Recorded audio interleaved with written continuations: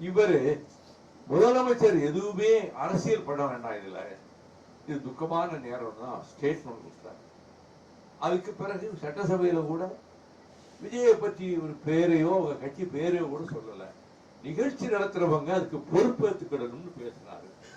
இதற்கு சகட்டு மேனிக்கு அவரை திட்டி, நான் தான் ஆட்சிக்கு வருவேன், நாங்க தான் வருவோம், எங்களுக்கு திமுக போட்டி அப்படின்னு விஜய் சொல்லியிருக்காரு. அதுதான் நான் சொன்னேன், அரசியலில் ஆத்திச்சூடி கூட தெரியாத இந்த மனிதர் நான் ஆட்சிக்கு வந்து இப்பொழுதே முதலமைச்சர் ஆகிவிட்ட மாதிரி கனவு உலகத்தில் மிதந்துகிட்டு அந்த உணர்வோடு அடுத்து நான் தான் சொல்றாரு, காகித கப்பலில் கடல் தாண்ட முனைகிறார், ஆகாய வெளியில் கோட்டை கட்டுகிறார், அவரது கனவுகள் அனைத்தும் காணல் நீராக போய்விடும்.